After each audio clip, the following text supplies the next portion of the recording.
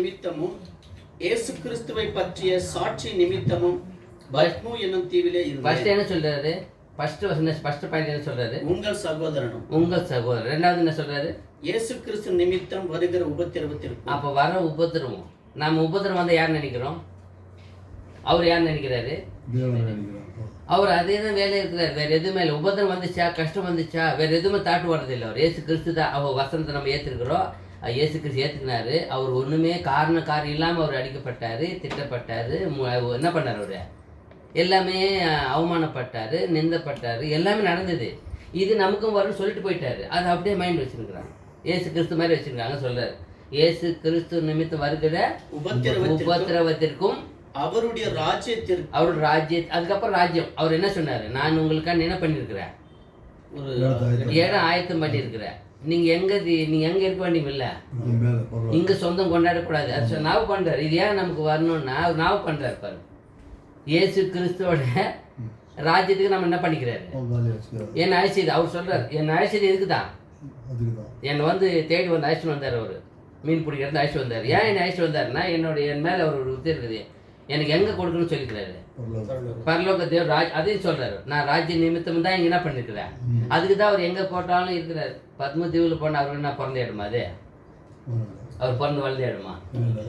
அவர் எங்க பிறந்தாரு, எங்க எடுத்து போட்டுக்கிறாங்க, எவ்வளவு தூரம், எவ்வளவு நாடு கடத்தப்பட்டாரு, எவ்வளவு தூரம் வந்தாரு.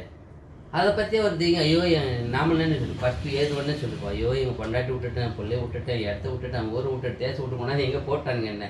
அதை பற்றி எதுவுமே மென்ஷன் பண்ணவே இல்லை. அதை பற்றி அவர் மைண்டில் வைக்கல. நான் இயேசு கிறிஸ்து நிமித்தம், இயேசு கிறிஸ்து நிமித்தம், அவர் ராஜ்ய நிமித்தம்ன்றார். அப்போ அந்த ராஜ்யத்தை பற்றி அவருக்கு என்ன இருக்குது? அப்போ இயேசு கிறிஸ்துக்கு என்ன இருந்தது அதே இருக்குது அவங்களுக்கு. அப்போ அதனால தான் அவர் என்ன பண்ணார்? அவங்களை ஏற்றுக்கினார். நீங்கள் கச்சிதமாக என்னுடைய சிம்மாசன், நீங்கள் என்ன பண்ணீங்க முன்னாடியே சிம்மாசனி உட்காந்துருப்பீங்க. அது சொன்ன அந்த ராஜ்யத்தை பற்றி அவங்களுக்கு தாட்டு இருக்குது.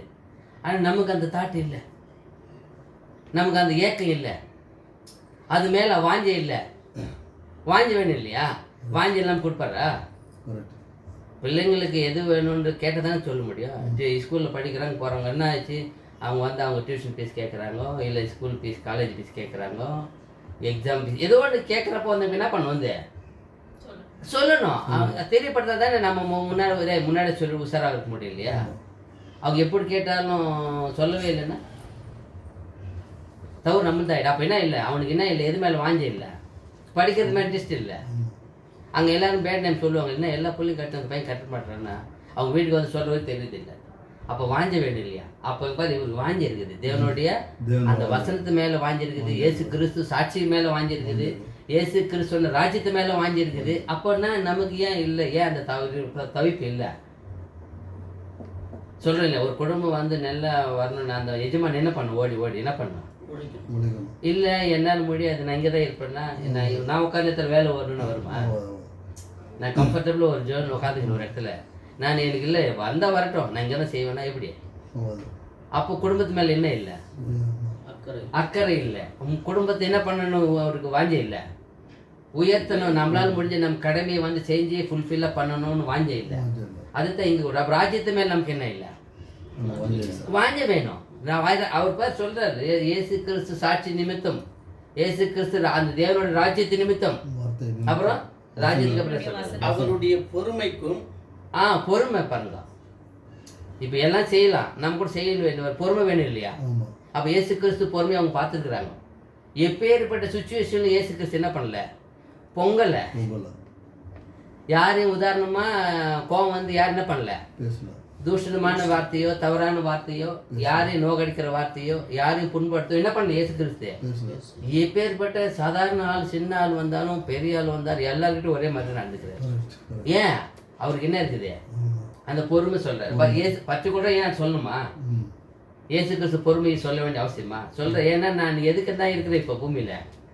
இயேசு கிறிஸ்து வேற பொறுமைக்கு இருக்கிறது. பொறுமைக்கு இங்க நம்மகிட்ட எவ்வளவு பொறுமை இருக்குது? எல்லாருக்கிட்ட இருக்குதா? அங்க கம்பேர் பண்ணா இயேசு கிறிஸ்து கம்பேர் பண்ண அவங்க கிட்ட இருக்குது பாருங்க. அவர் எப்படி இம்சம் பண்ணி லாஸ்ட்ல வந்து சாவையில் போட்டாங்க. அவர் ஒன்றும் என்ன பண்ணி போடுறாங்க, எல்லா சாட்சியும் அவரை பற்றி தெரியல நமக்கு. அவர் எண்ணெயில் கூட இது போட்டதா, கொப்பரில் போட்டதா சொல்ல பேசுகிறோம். எப்படி போட்டாலும் பசிக்கிறார் அவர். என்னென்ன கொண்டு லாஸ்ட்ல கொடூரமான இருக்கிற போட்டு போயிட்டாங்க அவரை. ஆனாலும் அவர் எந்த அளவுக்கு சொல்கிறார், இயேசு கிறிஸ்துவோடைய பொறுமைக்கும். ராஜ்யம் வேணும், சாட்சியா இருக்கணும் நீ. ஆனா என்ன வேணும்? அது கூட போட பொறுமை வேணும். ஐயா எனக்கு வசனம் வந்துச்சு, இயேசு கிறிஸ்து விட்டு எல்லாம் தெரியும் எனக்கு, ராஜ்யம் எல்லாம் தெரியும் எனக்கு, பட் பொறுமை. இயேசு கிறிஸ்து பொறுமை நமக்கு உள்ள வந்துடும் இல்லையா?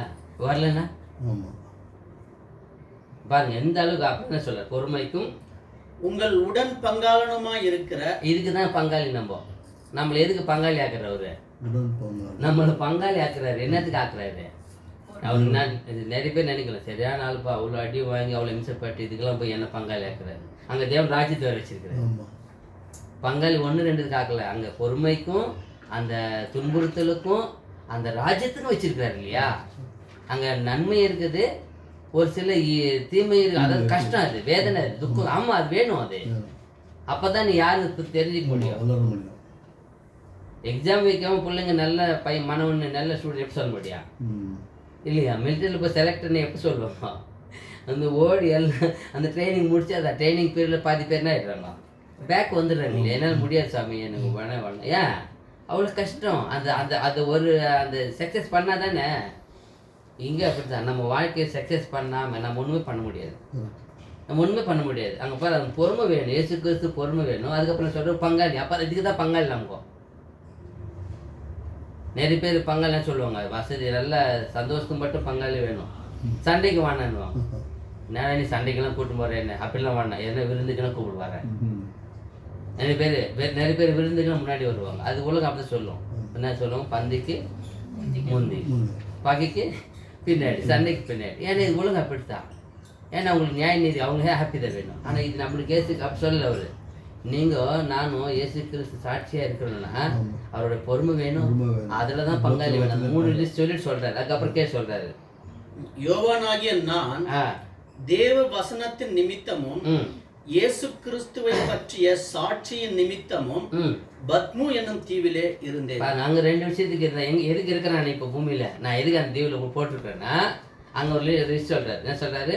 இயேசு கிறிஸ்துவோட சாட்சி நிமித்தமும் அதுக்கப்புறம் அவருடைய யோவானாகிய நான் தேவ வசனத்தின் நிமித்தம். ஃபர்ஸ்ட் வசனத்தை நிமித்தம் இருக்கிறாரு. எதுக்காண்டி என்ன போட்டுக்கிறாங்க? தேவனோட வசதி. அப்புறம் நீ நானும் எதுக்கு இருக்கிறோம்? நம்ம மைண்டில் வருதா? தூங்கி ஒன்று வருதா? இன்னைக்கு எந்த வசத்தை நிறைவேற்ற ஆண்டவரை இந்த பைபிள் படிச்சிருக்கிறேன், இந்த அதிகாரத்தில் படித்தேன், இந்த வார்த்தையில் விசுவாசிச்சிருக்கிறேன். ஆனால் இந்த வார்த்தை மீறாதபடி என் வாழ்நாள் இன்னைக்கு நாள் இந்த வார்த்தை மீறக்கூடாது. இந்த வார்த்தை மீறாதபடி, ஏன்னா என்னுடைய குருநாதர் நம்முடைய குமாரன் என்ன பண்ணல, வார்த்தையை மீறவே இல்லை அவரு. அப்போ நான் இன்னைக்கு மீறாதபடி என் வாழ்க்கையை எனக்கு தருவியா தயவு பண்ணுங்க. நான் வார்த்தை மீறக்கூடாது. ஏன் நாங்கள் சொல்கிறாரு, அப்போ தான் சாட்சியாக இருக்க முடியும். இயேசுக்கு சாட்சியாக இருக்குது எப்படி? அதை போய் சொல்லினே இருக்கிற சாட்சி தான். அதன்படி வாழறதும் அவர் சொல்ல, இயேசுக்கு சாட்சி 2 சாட்சி வேணும் இல்லையா? நான் வாழணும், அதன்படி சொல்லணும், அப்போ தான் அது சாட்சியாகும். அவங்க வாழ்ந்தாங்க, சொன்னாங்க. வாழாமல் சொல்றாரு இயேசு கிறிஸ்து. என்னது வசனத்தின் நிமித்தம் என்ன சொல்றாரு? தேவ வசனத்தின் நிமித்தம், வசனத்துக்காண்டி. அவங்க எது பேசினாலும் வசனம் தான். அவங்க கண்டிக்கிறாங்க, நீங்கள் இனிமேல் இந்த வார்த்தை இந்த நாமத்தை பற்றி பேசக்கூடாது, நீங்கள் இனிமேல் கம்மன் போயிடணும்னா அவங்களே கேட்குறாங்க ஐடியா. வாங்க, தேவனுடைய வார்த்தை கீழ்படுறது நல்லதா, உங்கள் வார்த்தை கீழ்படுறது நல்லதா, நீங்களும் ஐடியா சொல்லுங்கன்னு கேட்குறாங்க. அப்போ அவங்க ஷாக் ஆகிடுது. என்னடா இந்த இவ்வளோ அறிவு எங்கேருந்து வந்தது அப்படின்னு அவங்க சொல்கிறாங்க. யாரும் இல்லைங்க, இயேசு கிறிஸ்து சிஷிங்கன்றாங்க. இயேசு கிறிஸ்துவோட சிஷிங்கன்னு சும்மா கிடையாது. அறிவு, ஞானம், பொறுமை எல்லாம் என்ன ஆச்சு அவங்கக்கிட்ட? எல்லாமே தொத்திக்கிச்சு, எல்லாமே ஒட்டிக்கிச்சு, எல்லாமே உள்ள நின்றுடுச்சு இல்லையா? இல்லை பேச முடியாது இல்லையா? இல்லை உங்களுக்கு கிறிஸ்துவன்னு பேர் வைக்கிறாங்களா? அவர் இயேசு கிறிஸ்துவோட அடிச்சோட அப்படி என்ன பண்ணிட்டாங்க? அணிந்துட்டாங்க அவங்க. இல்லைன்னா அவர் இயேசு கிறிஸ்து பொறுமை வராது. இயேசு கிறிஸ்து வசனத்து நிமித்தம், தேவனுடைய வசன நிமித்தம் அவர் எப்படி இயேசு கிறிஸ்து எப்படி தாங்கினாரு? எதை சொன்னாலும் வசன நிமித்தம் தான், நான் வசனத்தை மீறவே இல்லைன்றது. அப்போ நீ நானும் இப்போ அவங்களும் மீறாமல் இருக்கிறாங்க. இயேசு கிறிஸ்து வசன நிமித்தம் கொண்டு போய் போட்டால் கூட சரி பரவாயில்ல என்ன போடுங்கட்டாங்க. எங்கன்னா துரத்துறன்ற எங்கன்னா போறன்றாங்க. இயேசு கிறிஸ்து வசனத்தை உள்ள வச்சுட்டாங்க. அந்த வசனத்தை எங்கன்னா போறன்றாங்க. ஏன்னா இன்னொரு விஷயம் என்னன்னா, அவங்களுக்கு இந்த ராஜ்யத்தை பற்றி ஆசை இல்லை. அவங்களுக்கு சொல்லிட்டு, நான் தேவன் ராஜ்யத்தை நிமித்தம் தான் அழைக்கப்பட்டிருக்கேன், எனக்கு இங்கே இல்லை ஒன்றுமே இல்லை. அதனால எங்கே போட்டாலும் நான் ஒரே இடம் நம்ம தான் இருக்கிறாரு. ஏன்னா இதெல்லாம் பூமி தான். தேவன் என்னை இங்கே வச்சிருக்கிறாரு. எதுக்கு வச்சுக்கிறாருன்னா தேவன் வசனத்து நிமித்தம், அதுக்கப்புறம் இயேசு கிறிஸ்துவை பற்றிய சாட்சி. அது அவரோட இயேசு கிறிஸ்து சாட்சியா இருக்கிறார். அவர் சிஷ்யனை நினைக்கப்பட்டார். அவர் என்ன நம்பி இதை ஒப்படைச்சு போயிருக்கிறார். நீ என்ன பண்ண, உங்களுக்காண்டி இப்போ என்ன பண்ணுறேன், ஆயத்தம் பண்ணிட்டு இருக்கிறேன், நான் வருவேன், மறுபடியும் உங்களுக்கு என்ன பண்ண போகிறோங்களா, அழைச்சிட்டு போகிறேன். அது அவங்க வச்சுட்டாங்க, பயங்கரமாக வச்சுட்டாங்க, அதை அப்படியே வச்சுட்டாங்க. அதனால அவங்க இந்த ராஜ்யத்தை பற்றியே சிந்திக்கல, இந்த ராஜ்யத்தை பற்றி பேசலை, இந்த ராஜ்யத்தை பற்றி விசுவாசிக்கலை, இந்த ராஜ்யத்தோடு ஓடலை. இந்த ராஜ்யத்தை ஓடினாங்களா? அவங்க அந்த ராஜ்யத்துக்கு அவங்க தூரமாக இருந்தாங்க. அந்த ராஜ்யம் வாழ்ந்து தூரம் ஓடின்னு இருக்கிறாங்க. ஆனால் இன்றைக்கி இங்கே இருக்க என்ன பண்ணுறாங்க, இந்த ராஜ்யத்தோடு ஒட்டிக்கிறாங்க, இந்த ராஜ்யத்தோடு ஓடுறாங்க, இந்த ராஜ்யத்தை எல்லாம் வேணும் கேட்குறாங்க. அப்போ நம்ம கம்பேர் பண்ணோம், நீ நான் தேவனோட ராஜ்யத்தை நிமித்தம் எதனா சாதிக்கிறோமா, என்ன நின்றுக்கிறோமா, உலகத்துக்கு அதுக்கு தூரமாக இருக்கிறோமா? சொல்கிற இல்லையா, உலகத்துக்கும் உங்களுக்கு என்ன பண்ணுங்க, நீங்கள் வேற இருங்கன்னு சொல்லியிருக்கிறார் இல்லையா, நீங்கள் தூரமாக இருங்கன்னு சொல்கிறார் இல்லையா. அப்போ எப்படி? அப்போ அவர் பாரு, எங்கே போனாலும் தேவனுடைய அந்த ராஜ்யத்தை பற்றியும், அவரோட இயேசுக்கு சாட்சியை பற்றியும், இயேசு கிறிஸ்து பொறுமை பற்றியும் வேறு எதுவுமே மைண்டில் ஓடல. அவருக்கு எதுவுமே வரல, இதை பற்றி பேசலை. அவ்வளோ அழகாக அந்த வசனம் எனக்கு ரொம்ப குத்துச்சு. அதனால தான் நேற்று பேச வேண்டிய ஒரு டைம் வந்துச்சு. ரொம்ப குத்துச்சு எனக்கு அந்த வசனம். என்னடா இவர் மட்டும் இவ்வளோ அடி வாங்கி, இவ்வளோ உதவி வாங்கி, இவ்வளோ அவமானப்பட்டு, இவ்வளோ போட்டு வேதனைப்பட்டு, ஆனாலும் நான் இயேசு கிறிஸ்து சாட்சி நிமித்தம் இருக்கிறேன்னா எப்பேற்பட்ட மனசு இருக்குது, எந்த அவரோட தேவனுடைய அந்த ஆவி எப்படி இருக்குது, அவர் நிரம்பி இருக்குது. அவருக்கு தான் அந்த சான்ஸ் கொடுத்தாரு, இதை பற்றி எழுத சொல்லி. எல்லாமே இதை பற்றி எழுதி யாருக்கு கொடுத்தாரு? அவர் கொடுத்துருக்காரு பாருங்க. அதுக்கு அடுத்தபடியாக சங்கீதம்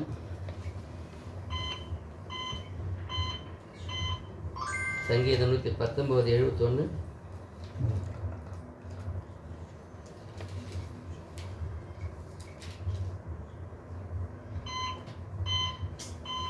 நான் உபத்திரப்பட்டது எனக்கு நல்லது, அதனாலே உமது பிரமாணங்களை கற்றுக்கொள்கிறேன்.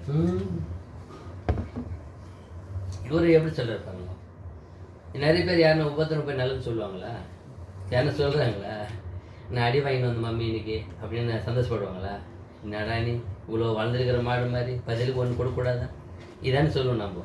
அதான் சொல்லிருப்பாரு, நான் உபத்திரப்பட்டது எனக்கு நல்லது, அதனால உமது பிரமாணங்களை கற்றுக்கொள்கிறேன். பாருங்க. அப்போ எப்படி அந்த உபத்திரம்ன்றது வரலான்னு அது சொல்கிறாரு. உன்னை நான் உபத்திரம் எங்கே தெரிந்து கொண்டேன்னு சொல்கிறாரு. எசையார் சொல்கிறாரு, எங்கே தெரிந்து கொண்டேன்னு சொல்கிறார். உன்னை உபத்திரவத்தின் கொகையிலே தெரிந்து கொண்டேன். ஏன் உபத்திரத்து கொகையில் தெரியணும்? அங்கே தான் இதே தெரியுன்னா எல்லாம் வெளியே ஒரு கக்கூர் எப்போ நம்ம கக்குன்னு சொல்கிறாப்பா, மனசுக்குலாம் கக்கிட்டாம்பா இன்னைக்கு, என்னப்பா இப்படி ஒரு வந்து நிலைமை இப்போ தான் தெரியுது. என்ன தெரியுதுன்னு சொல்லுவாங்கப்பா, சொல்லுங்க. என்ன சொல்லுவாங்க? கதை அசல் ஒரிஜினல் இப்போதான் தெரியுது சொல்லுவாங்க. ஒரிஜினல் தெரிஞ்சு வெளியே போப்பா, இப்பதான் உருவமே தெரியுது. அவ்வளோ நாளாக வாழ்ந்தது ஒன்றும் தெரியலையா? கஷ்டம் வந்தாதான் தெரியும் இல்லையா? கஷ்டம் வந்தால் தெரியும். ஓஹோ இந்த உருவம் இப்போதான் ஒரிஜினல் தெரியுதுப்பா, உள்ள இவ்வளோ விஷயங்கிறானா சொல்லுவாவி சொல்ல மாட்டோம் நம்ம. எல்லாம் சொல்லுவாங்க இல்லையா? அதுதான் சொல்றேன், நான் உபத்திரப்பட்டது நல்லது, அதனால் உமது பிரமாணங்களை கற்றுக்கொள்ளுகிறேன். பிரமாணம் கற்றுக்கிறதுக்கு நமக்கு வந்திருக்குது. நமக்கு ஏன் கஷ்டம் வருது? அவர் புரிஞ்சுக்கிறாரு, அவ்வளோ புரிஞ்சுக்கிற. அவர் சொல்கிறாரு அங்கே போயிட்டு கூட அவ்வளோ நல்ல ஸ்ட்ராங்காக இருக்கிறாரு. அப்போ உபதனம் வர்றப்ப நம்ம வேதனைப்படுறதோ, வருத்தப்படுறதோ, கவலைப்படுறதோ, கண்ணீர் படுறதோ ஃபர்ஸ்ட் இருக்கக்கூடாது. ஃபர்ஸ்ட் ப்ரேயர் பண்ண, ஆண்டவரே இதை அனுமதிச்சிருக்கிற, தாங்கக்கூடிய சக்தியை கொடுங்க. எதை கேட்டாலும் தர சொல்லிக்கிறேன் இல்லையா? நீக்கி போடு மட்டும் கேட்குறேன். ஏன்னா இயேசுக்கள் சொன்னார் இல்லையா, சித்தமான நீக்கி போடு, இல்லைன்னா அதை நான் ஏற்றுக்கொண்டேன்னா அதுதான் ஒரே நமக்கு கொடுக்குற ஆன்சர். அவ்வளோ தான். இவங்க கூட அப்படி தான். எங்கேயாவது நீக்கி போட சொல்லி கேட்டாங்களா? அப்போ இயேசு கிறிஸ்து ஆகட்டும், அப்போஸ்தலர் ஆகட்டும், எனக்கு வரதான் நீக்கி போடுன்னு கேட்டாங்களா? கேட்க மாட்டாங்க. ஏன் சொல்லுங்க? அவங்க அந்த ராஜ்யத்தை சேரணும்னா இந்த உபத்திரம் என்ன பண்ணி ஆகணும்? அவங்க அனுபவிச்சது ஆகணும். அவ்வளோதான். அதுதான் சொல்றாரு. அதுக்கு அங்கே 153 வசனம், 119, 153. என் உபத்திரவத்தை பார்த்து என்னை விடுவியும், உமது வேதத்தை மறவேன். எனது உபத்திரவத்தை பார்த்து அவரே பார்ப்பாரு. நீ தாங்கக்கூடிய சக்தி இருக்குதா? நீ தாங்குறியா? நீ அந்த சமயத்தை கூட என்னை நேசிக்கிறியா? என் வார்த்தையை கௌரவம் பண்ணுறியா, மரியாதை பண்ணுறியா, கனம் பண்ணுறியா, இல்லை என் வார்த்தையை பின்னாடி வச்சிடுறியா? ஒரு ஒரு உன்னதமான ஒரு வார்த்தையை பின்னாடி வச்சிட்டான்னு சொல்லுது. யார் பின்னாடி வச்சாரு? ஞாபகம் இருக்குதா? டக்குன்னு ஞாபகம் வரணும். இவ்வளோ வாழ்ந்துட்டு இருக்கிறோம், இயேசுக்கு அந்த தேவன் வாட்சத்தில் தேவன் வார்த்தை பின்னாடி வச்சு இருக்கிறாரு. ஃபர்ஸ்ட் ராஜா சவுல். அவரே சொல்கிறார், தேவனை சொல்ல என் வார்த்தையை பின்னாடி வச்சுட்டான். ஞாபகம் இருக்குதுங்களா அந்த சுச்சுவேஷனில் சொல்கிறாரு, சாமுவேலுக்கிட்ட சொல்கிறாரு என் வார்த்தையை பின்னாடி வச்சுட்டான். எப்பவுமே தேவன் வார்த்தை எங்கே வைக்கணும்? பின்னாடி வைக்கணுமா? முன்னாடி வைக்கணும். முன்னாடி இருக்கணும். அதுதான் சொல்ல. அது என்னது? அது என்னவா இருக்கு நமக்கு? அதுதான் நல்லா இது மாதிரி இருக்கு. குடிச்சின்னு இப்போ ஓடுறது எது வேணும்? பெலன் வேணும். எது மாதிரி பெலன் இருக்கும்? குதிரை ஓடுற எது மாதிரி இருக்கணும்? அந்த பக்கம் என்ன சொல்லுவாங்க, அதை அந்த கயிறு. அதுதானே மெயின். அது இல்லைன்னா குதிரை ஓட முடியுமா? ஓட முடியாது. அதுதான் மெயின். சவாரி அதுதான் வேணும். அப்படிதான் அதை சொல்ல. தேவன் வார்த்தையை வந்து எப்பவுமே நம்ம என்ன எங்கே பிடிச்சிக்கணும்னா சொல்ல இல்லையா? அவங்க கையில் எப்படி சொல்ல, கையில் இப்போ போட்டுங்கோ, நீங்கள் சரிங்கோ, நீங்கள் எல்லாம் பண்ணிக்கோ. அவர் பார்க்கதாங்க தான் பார்க்குறாரு. கையில் இருக்குதான்னு பார்க்குறாரு, வாயில் இருக்குதா? அதுதான் எப்பவுமே வார்த்தையை வந்து சொல்றாரு. எப்படி சொல்றாரு? நான் என்ன சொல்றாரு? என் உபத்திரவத்தை பார்த்து என்னை விடுவியும் உமது வேதத்தை நான் மறவேன். அதுதான் அவரே பார்ப்பாரு. நீ போய் கேட்க ஏசுக்கிறது பார்க்கலையா? அவரு அப்போஸ்தலர் பார்க்கலையா? அவரு அப்போஸ்தலர் பவுல் பார்க்கலையா? சொல்றாரு, என் நாமத்தை நிமித்தம் என்ன பண்ண இவர் என்ன பண்ண? இவர் அப்போஸ்தலர் பவுல் என்ன பண்ண? அவரை பற்றி தான் சொல்றாரு. அநேக ராஜாக்களுக்கும் அதிபதிகளுக்கும் என்ன பண்ண? அவரு என்னை பற்றி சாட்சியா சொல்லுவாரு, நிற்பாரு. அநேகமான யாருக்கு இல்லை, ராஜா கிட்ட போய் நிற்கிறாருன்னா எந்த அளவுக்கு அவர் ஈக்குவலாக பண்ணணும் இல்லையா? ஞானி ஆக்கணும் இல்லையா? அவர் வார்த்தை மேலே என்ன வைக்கணும்? நம்பிக்கை வேணும் இல்லையா? பாரு, அந்த அகிரிப்பா ராஜா இவர் பேசுகிறப்ப டெய்லி இருக்கிறப்ப டெய்லி கூப்பிட்டு பேச வச்சு கேட்பாராம். அந்த வார்த்தை அவருக்கு எப்படி இருந்தது? ஆறுதலாக இருந்தது. லாஸ்ட்டாக சொல்கிறார், இன்னும் கொஞ்சம் குறைய என்ன பண்ணிட்டு என்ன பண்ண போகிறேன் நீ? என்ன கிறிஸ்து மாத்திர மாதிரியே ஆக்கிறப்பா. ஏன்னா அந்த பேச்சு அப்படி இருக்குது. அந்த பேச்சு என்ன பண்ண எல்லாரும் என்ன பண்ணா? கவர் பண்ணுது. அந்த இயேசு கிறிஸ்து மாதிரி பேசுறாரு. இவங்க பேச்சில் எப்படி இருப்பாரு? இந்த பேச்சு எப்படி இருக்குது? குத்துது. ஏன்னா இது இப்படி ஒரு அனுபவிச்சுட்டு இந்த மண் சாதாரணமாக நான் உங்க பங்காளின்றாரு. யாரும் சொல்ல முடியுமா? பங்காளின்னு சொல்றாரு. எந்த அளவுக்கு நம்ம மேல அன்பு இருந்தா அதுதான் நம்ம நேசிக்கணும். மத்தேயு 13:21, மத்தேயு 13ஆம் அதிகாரம் 21ஆம் வசனம்.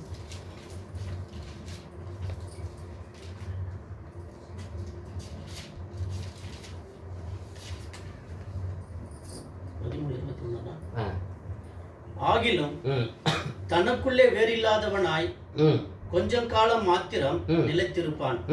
வசனத்தின் நிமித்தம் உபத்திரவமும் துன்பமும் உண்டான உடனே இடரல் அடைவான். அதுதான் வசனத்தின் நிமித்தம் என்ன வரும்? துன்பமும் என்னென்ன வரும்? இடரலும் உண்டான போது உபத்திரவமும் துன்பமும் ரெண்டு வர்றப்ப என்ன பண்ணுவா? என்ன ஆயிடுவாரு? எது நிமித்தம் அது? வசனத்தின் நிமித்தம் தான். நமக்கு விட்டு வச்சுக்கிறது வசனத்துக்காண்டி தான் வச்சுக்கிறது. நாம தான் அதை நினைக்கிறதே இல்லை. வசனத்துக்காண்டி தான் உன்னோட வாழ்க்கை, உன்னோட விசுவாசம் எல்லாமே. அப்ப வசனத்தை நீ எப்படி வச்சிருக்கிற? எப்படி நேசிக்கிற? அவங்க எல்லாமே வசனத்துக்கு அப்புறம் தான் எல்லாமே வச்சுட்டாங்க. அவங்களுடைய எல்லா வேலையும் வசனத்துக்கு அப்புறம் வச்சு. வசனம் தான் ஃபர்ஸ்ட். அதுதான் அவங்க சொல்றாங்க ஒரு இடத்துல, அப்போஸ்தலர் எல்லாம் சேர்ந்துக்கிட்டு, நாங்கள் ஜெபம் பண்ணுவதிலும் போதிக்கிறதிலும் தரித்திருக்கிறோம். நீங்கள் உணவு பரிமாற யார் என்ன பண்ணுவீங்க? பேரை செலக்ட் பண்ணுறது இருக்குதான். அவங்க செலக்ட் பண்ணுற காரணம் என்ன தெரியுமா? இவங்களுக்கு அந்த வேலை என்ன ஆகி போகுது? தடை. அதை செஞ்சு உங்களை வந்து பரிமாறுறது, விதவை கவனிக்கிறது, எல்லாருக்கும் உணவு கொடுக்குறது அவங்க வேலையாகி போகுது. யாரு? போதிக்கிற வேலை அவங்களுக்கு, ப்ரேயர் பண்ணுறது அவங்க எல்லாமே அந்த வேலை பண்ண மூணாவது வேலை பண்ணுறாங்க. அப்போ அவங்க எதுக்கு அந்த டைம் அதிகம் வேணும்னா ஜெபத்திற்கும் பிரசங்கத்துக்கு வேண்டாம். நீங்கள் என்ன பண்ணுங்க, இதுக்காண்டி ஒரு 7 பேர் செலக்ட் பண்ணுங்க. அதுதான். அப்போ நம்ம எதுக்கு முக்கியமாக வேலை கொடுக்குறாங்க? வசனத்துக்கும் தேவனுடைய இது கொடுக்குறாங்க. அதுதான். அப்போ நாம கூட அப்படித்தான். நாம் எதை இடையில வர்றப்போ நாம கூட அது மாதிரி என்ன ஓடிடுற வசனத்து நிமித்தம் வர்றப்போ நமக்கு அதை சிந்திக்கணும். ஓஹோ, இது இயேசு கிறிஸ்துக்கு வந்தது, அப்போஸ்தலருக்கு வந்தது, இப்போ நமக்கு வரும். ஆனால் நம்ம வசனத்தின் படி என்ன பண்ணக்கூடாது? வேறு இல்லைன்னா அப்படி ஆகிடுவோமா? சொல்லுங்க போட்டு மேலே வேறு இல்லாததால் இடையே போனாங்க. வேறு இருந்தால் இப்போ 4 இடத்துல விழுதில்லை விதை. எங்கெங்கே விழுது? டக்கு டக்குன்னு சொல்லுங்க. பாறை, முள், நடப்பா வழி, நல்ல நிலம் மறந்துட்டீங்க. 3 நிலம் சொன்னீங்க. நல்ல நிலம் தான் ஃபர்ஸ்ட் ஒன். நல்ல நிலத்து விழுது, வயல் விழுது, முள்ளல் விழுது, பாறையில் விழுது. ஒன்று கேள்வி மேலே போகுது இல்லையா? நல்ல நிலம் வழி முள்ளுவேலி பாறை இல்லையா, அங்கே ஒரு மேலே நிலத்தா சொல்கிறேன். அப்போ அந்த 3 இடத்துல விழுந்ததுல நான் என்ன ஆச்சு, 3மே போயிடுச்சு. வேறு இல்லை, மேலே விழுந்ததுக்கு என்ன இல்லை, நல்லா வந்தது. வெயில் வந்த உடனே என்ன போயிடுச்சு, வேறு இல்லாத போயிடுச்சு. இதுக்கு வேறு இருக்குது, முள்ளில் விழுந்தது வேறு இருக்குது, ஆனால் என்ன இல்லை, முள்ளு நெருக்கி போட்டுச்சு. அது வளரக்கூடாது, இதுக்கு தானே சரியா இருக்குது, வளர்றது இல்லை. வழியில் இருந்தது வந்து என்ன பண்ணிட்டேன், பட்சி எடுத்தும் போயிடுச்சு. நல்ல நேரத்துலேருந்து மட்டும்தான் வந்து. அப்போ தான் நாம் தான் அப்போ வேறு இருக்கணும். நான் வேறு இருக்குன்னு எப்போ தெரியும், அந்த சோதனை வர்றப்ப தான், வேதனை வர்றப்ப தான், கஷ்டம் வர்றப்ப தான், கண்ணீர் வர்றப்ப தான்.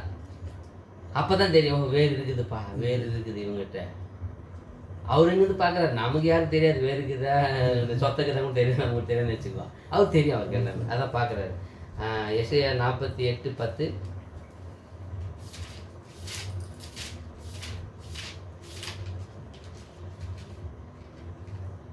இதோ உன்னை புடமிட்டு, ஆனாலும் வெள்ளியை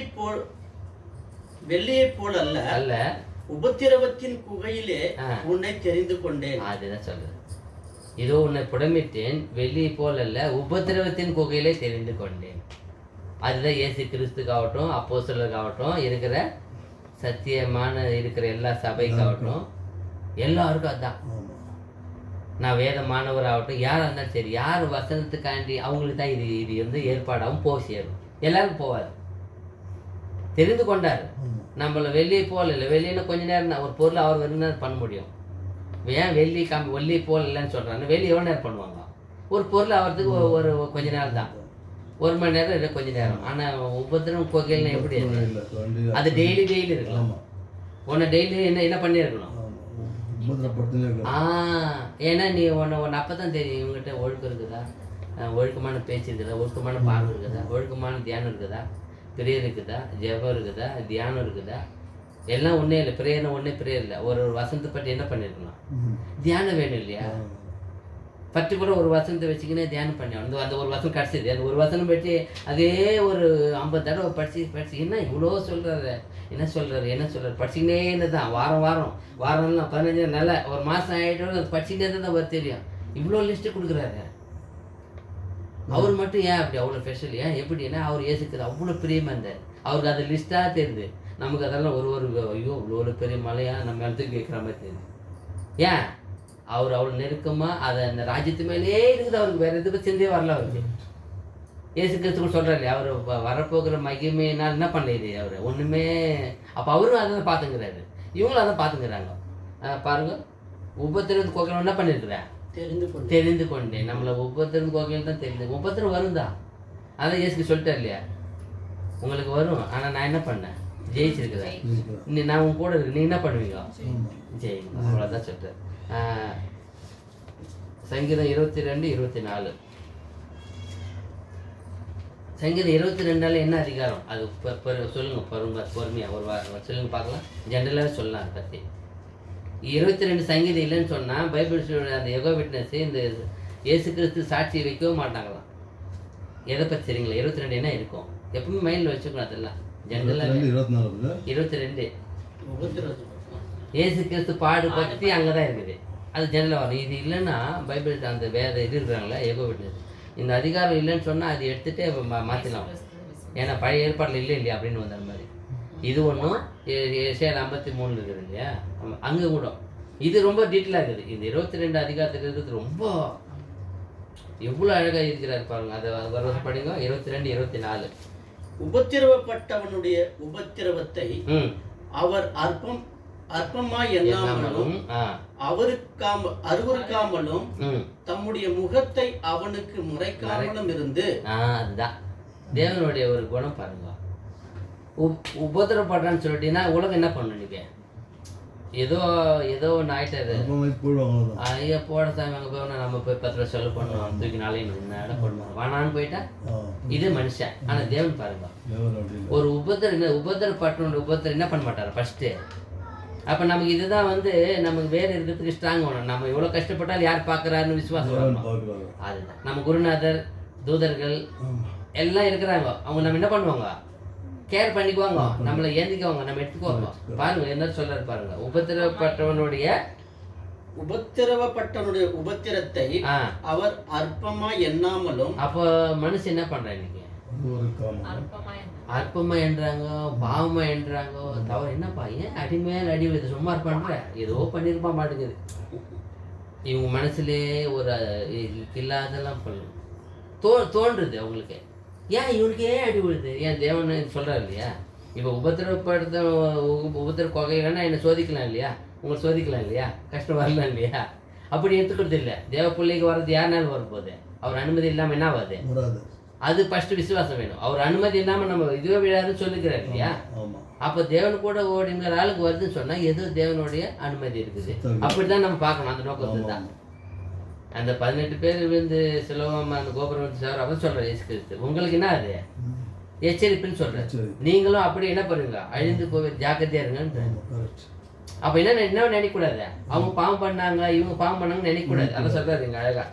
என்ன சொல்றாரு? உபத்திரப்பட்டவன் உபத்திர அவரு அற்பமா எண்ணாமலும் அருவருக்கிறது இல்லை. அதான் இப்போ நம்ம நிறைய பேர் என்ன பண்றோம், நம்ம அருவருக்கிறது.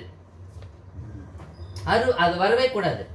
ஆனா தேவன் பாரு அந்த குணம் தான், இயேசு கிறிஸ்து குணம் தான். அது அருவருக்க கூடாது. அருவருக்காமலும் தம்முடைய முகத்தை அவனுக்கு மறைக்காமலும். இப்போ மனுஷன் என்ன பண்றான்? இது மூணுமே மனுஷன் பாரு.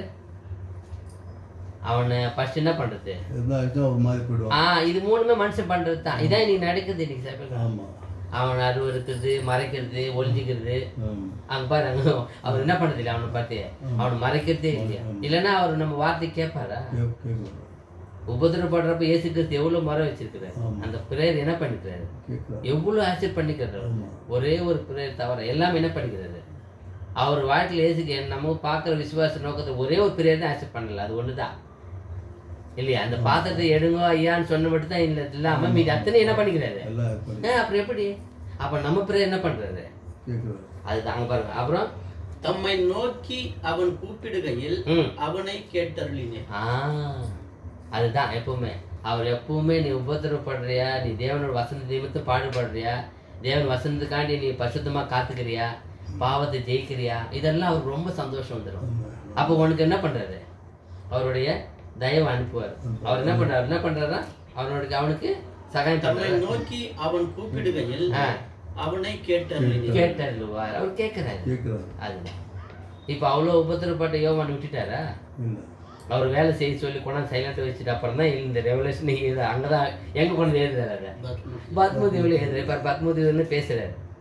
அப்போ இவ்வளோ வேதனைப்பட்டு ஆண்டவரே அப்படின்னு எதுனா ஒரு வார்த்தை சொல்லிக்கிறாரா? ஐயோ தேவன் அந்த நாளையில அந்த பட்சத்து நாளில் என்ன பண்ண ஆவிக்குள்ளானே எல்லாம் எழுதுறாரு. அப்போ அவர் எவ்வளோ சந்தோஷமா இருந்திருப்பார். எங்கே இருந்தாலும் தேவன் வாடி ஒண்டியா இருக்கிறோமே, நம்ம பிரதர்ஸ் இல்லையே, சிஸ்டர்ஸ் இல்லையே, சங்கம் இல்லையே, யாரை பற்றி கவலைப்படலை. எங்கே போட்டாலும் தேவன் ஆய்வு வந்து அவர் பேசுது, அவர் எழுதினே இருக்கிறார். அது எழுதி எவ்வளோ பக்குவமாக அங்கேருந்து வாங்கிட்டு வந்து அதை பிரிண்ட் பண்ணி நம்ம கையில் வந்துச்சுன்னா எவ்வளோ வேலை நடந்திருக்கும். எவ்வளோ பேர் யூஸ் பண்ணியிருப்பாரு, எவ்வளோ தூதரங்கள் யூஸ் பண்ணியிருப்பாங்க. அதே நாங்கள் இருக்கிறது காட்டில் மனித நடமாட்டம் இல்லாத காட்டில் கூட போட்டுட்டா அங்கேருந்து இது எழுதத்தை கொண்டாந்து எங்கே கொடுக்கணும், எங்கே வரணும், அது எங்கே வந்து பிரிண்ட் ஆகணும். எவ்வளோ வேலை நடந்துருக்குது. சின்னவன் வேலையாது. அது நம்ம தியானம் பண்ணலாம். அதுதான் ரோமர் 5ஆம் அதிகாரம் 3-4 வசனங்கள். ஷார்ட் வெயிட்டிங் முடிச்சிடலாம். அது மாத்திரம் அல்ல, உபத்திரவம் பொறுமையையும், பொறுமை பரீட்சையையும், பரீட்சை நம்பிக்கையையும் உண்டாக்குகிறது என்று நாங்கள் அறிந்து. அவங்க அறிஞ்சிருக்கிறாங்க. ஏன் வந்து உபத்திரம் வருது அப்படின்னா, உபத்திரம் வந்த அப்புறம் தான் தெரியும் என்ன இருக்குன்னு. பொறுமை இருக்கணும். இப்போ நமக்கு இது ஞாபகம் வருதா? நமக்கு இந்த வசனம் எப்பனா படிக்கிறப்ப ஞாபகம் வரும், உபத்திரம் வர்றப்ப ஞாபகம் வருதா? ரோமர் 5ஆம் அதிகாரத்தில் 3-4 எழுதி வச்சுக்குது. நம்ம அதை ஞாபகம் பண்ணிக்கணும். ஞாபகம் இருக்குதா? இப்போ அவர் ஞாபகம் பண்றாரு. இயேசு கிறிஸ்துவின் பொறுமைக்குன்னு அங்கே வந்து ஞாபகம் பண்றாரு. அப்போ இயேசுக்கு என்னுடைய பொறுமை இல்லைப்பா, இது இயேசு கிறிஸ்து கற்று கொடுத்துட்டு போனாரு, அவர் பொறுமைன்றார். ஏன் வசனம் இல்லை, இது இயேசு தேவனுடைய வசனத்தின் நிமித்தம்ன்றார். இன்னைக்கு எல்லாம் என்ன சொல்றாங்க, எழுதிட்டா நான் இதை சப்ஜெக்ட் பண்ணிட்டு புக் பண்ணிட்டேன், ஏன் புஸ்தகம், ஏன் வசனம், ஏன் பேர், ஏன் ஊர், இது எப்படி ஆகிடும்? அவர் பாருங்க, தேவனுடைய வசன நிமித்தம், இயேசுக்கு சாட்சி நிமித்தம், இயேசு கிறிஸ்து பொறுமை நிமித்தம், எல்லாம் இயேசு கிறிஸ்து வைக்கிறார். நான் உங்க பங்காளின்றார் அவர். அதுவே வேற நம்மளுக்கு சேர்த்துக்கிறார். இங்கே யாரும் சேர்த்துக்கிறாங்களா? அப்போஸ்தலன் பவுல் எவ்வளோ எழுதிட்டு யாரை சேர்த்துக்க எல்லாம் சேர்த்துக்கிறாரு பாருங்க. இதுதான் வந்து பொதுவான மனசு, இயேசு கிறிஸ்து மனசு. நானே செஞ்சிருக்கலாம், ஆனாலும் நானே சொல்லக்கூடாது. ஏன்னா அது எல்லாத்தையும் பங்கிட்டு எல்லாத்தையும் கொடுக்கணும். நானே சம்பாதிக்கலாம், நானே சொல்லக்கூடாது, எல்லாத்தையும் பங்கிட்டு கொடுக்கணும். அது இயேசு கிறிஸ்து மனசு. ஏன் கொடுங்கள் கொடுக்கப்படும் சொல்றாரு? ஏன்னு கொடுத்து பழகினா தானே, வாங்கியே பழகிட்டோம். கொடுங்கள் கொடுக்கணும், கொடுக்கறது கிடையாது, கொடுக்குற மனசு கிடையாது, கொடுக்குற அந்த எண்ணமே கிடையாது. தேவன் சொல்லிக்கிறாருப்பா கொடுங்கள் கொடுத்தது பார்ப்போமே, கொடுத்தது தானே. அதனால சொல்றாரு, என்ன சொல்றாரு அவரு? பொருள் என்னது? அது மாத்திரமல்ல, உபத்திரவம் பொறுமையையும். ஃபர்ஸ்ட் உபத்திரவம் வந்தப்போ நமக்கு பொறுமை பரீட்சையையும், பொறுமை வந்தப்புறம் அதுக்கப்புறம் பரீட்சை வரும். பரீட்சை நம்பிக்கையும் உண்டாக்குகிறது என்று நாங்கள் அறிந்து உபத்திரவங்களிலேயும் பாராட்டுகிறோம். அதுதான் அங்க யாவன் வந்திருக்கிறார், அந்த ரெவலேஷன் எழுதுறாரு. உபத்திரவங்களை என்ன பண்றாரு? அவரு மேன்மை பாராட்டுறாரு. தேவன் கொடுத்தாருப்பா இது. இது எந்த இயேசு கிறிஸ்து பொறுமைன்றார், இயேசு கிறிஸ்துவோட சாட்சின்றார், தேவனுடைய வசனம்ன்றார். அப்போ எங்கே போனாலும் யாரை வந்து துணை வச்சுக்கிறாங்க. எது எழுதினாலும் எதை பேசினாலும் யாரை வச்சுக்கிறாங்க? எல்லாத்தையுமே தேவனை வைக்கிறாங்க. ஏன்னா அப்போ வந்து பெருமை வராது இல்லையா? தேவனை வைக்கல என்ன வந்துடும்? பெருமை வந்துடும். இப்போ அவங்க அவ்வளோ கஷ்டப்பட்டு எழுதிட்டாங்க. எதை எடுத்து என்னால் முடிஞ்சது படிச்சுனே வந்தோம். படிக்கணும்னு ஆசை வர படிக்கிறப்ப இது வசனம் தட்டுறப்ப அது பற்றி என்ன ஆகி போச்சு. இப்போ அவங்க எழுதுனா நமக்கு இது வருமா, இந்த விளங்குமா போட்ட நம்ம அவங்க ஆவி இல்லைன்னா விளங்குமா? இவ்வளோ சப்ஜெக்ட் அங்கே வந்து ரேன்சம் வந்து அவங்ககிட்டலாம் பெரியவங்ககிட்ட கேட்காம வளர முடியும். 24 வருஷமா கேட்காம வந்திருக்குமா? இதுக்கு முன்னாடி நானும் படிச்சிருக்கிறேன், இன்னும் தெரியாது. இப்போ இந்த ராஜ்யத்தை பற்றி நாம் எல்லாம் கேட்டு தானே அந்த வரி வந்தது. இதனால எவ்வளோ பேர் நமக்கு யூஸ் பண்ணி நமக்காண்டி எவ்வளோ பேர் அவர் யூஸ் பண்ணி வச்சுக்கிறாரு. எங்கெங்கே நடத்தி, எங்கெங்கே கேட்டு, எங்கே எழுதி, விசுவாசத்தை வளர்த்து, இதெல்லாம் ஒரே நாள் வந்துச்சா? ஒரே வருஷத்தில் வந்துச்சா? 24 வருஷம் ஆச்சு இல்லையா? அப்போ இதெல்லாம் அங்கே எங்குமே தேவனை கொண்டாந்து வச்சுக்கணும். பாரு, அப்போஸ்தலரை பார்த்து நம்ம கற்றுக்கணும். தேவனுடைய பொறுமைன்றார், தேவனுடைய வசனன்றார், இயேசுக்கு சாட்சின்றார். அதனால தான் நான் இங்கே இருக்கிறேன்றார். இப்போ இங்கே கூட சொல்ல, நாங்கள் பொறுமையில் என்ன பண்ணுறாரு, உபத்திரத்தை என்ன பண்ணுறாரு? மேன்மை. அவன் உபத்திரத்தில் மேன்மை பாராட்டுறது எப்படி பாராட்ட முடியும்? அப்புறம் அவ்வளோதானே. சரி. யோவான் 16:33, யோவான் 16ஆம் அதிகாரம் 33ஆம் வசனம்.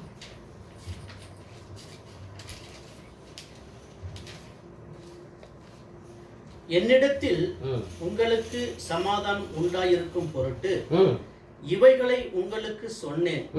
உலகத்தில் உங்களுக்கு உபத்திரவம் உண்டு, ஆனாலும் திடன் கொள்ளுங்கள், நான் உலகத்தை ஜெயித்தேன் என்றார். இன்னைக்கு நிறைய பேர்கிட்ட என்னிடத்து சமாதானம் உண்டு அப்படின்ற வார்த்தைக்கு என்ன சொல்றாங்கன்னா, அவங்களுக்கு ரொம்ப கஷ்டம் வந்துச்சுன்னா, தேவனை கூட எனக்கு நியாயம் பண்ணலப்பா. எங்க போயிடுறாங்க? லாஸ்ட்டுக்கு யார் மேல போயிடுறாங்க? தேவன் மேல போயிடுறாங்க. தேவனும் எனக்கு நியாயம் பண்ணல, இந்த ஊழியக்காரன் நியாயம் பண்ணல, எல்லாரும் வந்துடுறாங்க. இப்போ சகோதரர் நியாயம் பண்ணல. பாருங்க, எல்லாருமே இப்போ என்ன ஆகிடுறாங்க? எல்லாத்தையும் வந்து இழந்து போகிற அவிசுவாசத்தில் வந்து போயிட்டாங்கன்னு அர்த்தம். அவ்வளோதானே. அங்கே அவரு சொல்றாரு பாரு, என்ன சொல்றாங்க? என்னிடத்தில் உங்களுக்கு சமாதானம் உண்டாயிருக்கும். எப்பவுமே நம்ம வாழ்க்கையில் யார்கிட்ட சமாதானமே இருக்கணும்? யாரெல்லாம் போக வச்சுக்கலாம், நீ யாரெல்லாம் எடுத்துக்கலாம். சகோதர பிரச்சனை வரும், ஏதோ சோதனை வரும், பரவாயில்ல. ஊழியக்காரர்கிட்ட ஏதோ வரும், பரவாயில்ல. ஆனால் தேவனுக்கிட்ட என்ன பண்ணக்கூடாது? போச்சு. அது சொல்ல என்ன எடுத்து அப்போ அவங்க என்ன பண்ணிக்கிறாங்க? தேவன் இடத்துலையும் இயேசு கிறிஸ்து எப்பவுமே எப்படி இருக்கிறாங்க? அவ்வளோ சமாதானமாக இருக்கிறாங்க. அவங்க பேச்சு எப்படி இருக்குது, அவங்க நடை எப்படி இருக்குது, அவங்க பாவம் எப்படி இருக்குது, அவங்க எல்லாத்தையும் எங்கே யார் சேர்க்குறாங்க, அவங்களுக்கு யாரையும் அவங்கள கொண்டாந்து அவங்க பேரை கொண்டாந்து சொல்கிறதே இல்லை. அவங்கள எல்லாம் சொல்லி லாஸ்ட்டு சொல்லுவாங்க. எங்கே சொல்கிறாங்க கூட என்ன சொல்கிறார் லாஸ்ட்டில்? யோவானாகி நான் எங்கே சொல்கிறாரு? ஃபஸ்ட்டு சொல்லவே இல்லை. நீங்கள் படிங்க, யோவானாகி நான் அப்புறம் சொல்கிறாரு. 2 விஷயத்தை சொல்கிறாரு. அப்படித்தான் நம்ம கூட எங்குமே நம்மளை வந்து வர வைக்கக்கூடாது. நம்ம வளர்றோம்னா, நம்ம சகிக்கிறோன்னு சொன்னால் அங்கே தான் நம்ம அப்போஸ்தலர் மாதிரி நம்ம இருக்கிறோம், அவர் சிஷ்யராக இருக்கிறோம், அவரோட பிள்ளையாக இருக்கிறோன்னா அதுதான் நம்ம தெரிஞ்சிடும். எங்கேயும் கூட நம்ம பேர் வைக்கக்கூடாது. அவங்க வைக்கிறதே இல்லை. அழகாக சொல்கிறார் பாரு, நான் என்னிடத்து உங்களுக்கு சமாதானம் உண்டாயிருக்கும் பொருட்டு இவைகளை உங்களுக்கு சொன்னேன். உலகத்தில் உங்களுக்கு உபத்திரவம் உண்டு உண்டு, ஆனாலும் திடன் கொள்ளுங்கள், நான் உலகத்தை ஜெயித்தேன் என்றார். அதுதான் அழகாக சொல்லிட்டாரு. நான் என்னிடத்துல உங்களுக்கு சமாதானம் எப்பவுமே இருக்கும். நான் உங்களை என்ன பண்ணுறதில்லை, அசமாதானம் உங்களுக்கு வர வைக்கிறதே இல்லை. நான் என்னிடத்து சமாதானம் எப்பவுமே இருக்கும். ஆனால் என்னிடத்து எப்படி இருக்கணும், நீங்கள் உறவாக இருக்கணும், ஒரு சிநேகிதனாக இருக்கணும். வேலைக்காரனாக இருந்தோம், இப்போ சிநேகிதன் ஆகிட்டார் இல்லையா, அது சிநேகிதனாக இருக்கணும். தேவன் பிள்ளைகள் ஆகிட்டாரு. அப்பா கிட்ட எப்படி இருக்கணும்? பிள்ளை எப்போ வரைக்கும் லாஸ்ட் வரைக்கும் அப்பா கிட்ட பார்க்க பண்ணிக்க முடியுமா? பண்ணிக்கிறேன்னு சொன்னால் தேவவசனம் கையாளுறானா? நீங்கள் என்ன பண்ணுங்க, அது தேவன் சொல்லிட்டார், எனக்கு அடுத்தது உன் தாய் தகப்பனை உங்கள் ஆயுசுகால் நீடித்து இருப்பதற்கு தாய் தகப்பன் என்ன பண்ணிட்டாரு? அப்போ கணம் பண்ண அந்த தாய் தகப்ப அவரு தான் இந்த தகப்பனை ஏற்றி பேர் வச்சுக்கிறார். இவர் நான் பகிச்சிக்கினா வசந்த நிறைவேற்ற நாளாக முடியுமா? பாருங்க, அப்போ ஆசீர்வாதம் எங்கே வச்சுக்கிறாரு? வச்சுட்டாருங்க. இப்போ அப்பா கிட்ட வச்சுட்டாரு, ஐயா கிட்ட வச்சுட்டாரு ஆசீர்வாதத்தை பிள்ளைங்களுக்கு. ஐயா என்ன பண்ண முடியாது, பிள்ளைங்க என்னைக்கும் கடைசி மட்டும் அவர்கிட்ட இருந்து விரோதமா பேசக்கூடாது, விரோதமா நினைக்கக்கூடாது. விரோதமா நினைச்சு ஆசீர்வாதம் போயிடும். தீர்காயுசு வந்து இருக்கணும்னா நீ என்ன பண்ண, தாய் தகப்பன வச்சுட்டாரு. எங்க சுவிட்ச் வச்சுக்கிறாரு, அங்க ஆயுசு எங்க யார் கொடுக்குறாரு, அந்த ஆயுசு கொடுக்கறது எங்க வச்சுக்கிறாரு? லிங்க இங்க வச்சுட்டாரு பூமியில. அப்ப புரிஞ்சுக்க நீ நான் தான். அப்ப இங்க கூட சொல்றாரு, நீங்க என்னிடத்து சமாதானம் இருக்க முடியும், அவரோட சமாதானம் இருக்கணும். அது மாதிரி தான் உயிர் வந்து நம்ம ரட்சிப்போம், தேவனோட சமாதானமா இருக்கணும். அவங்க கிட்ட போகப்பட்டுக்கூடாது. நிறைய பேர் வாயில தவறு வந்துடுது, தேவனே எனக்கு கண்டுக்கல, தேவனே எனக்கு பார்க்கல, தேவனே நியாயம் பண்ணலை, தேவனே எனக்கு உதவலை, என்ன இவர் வேலைக்காரனா? அப்படித்தானே அவங்க எண்ணம் வந்துடுது. வரக்கூடாது.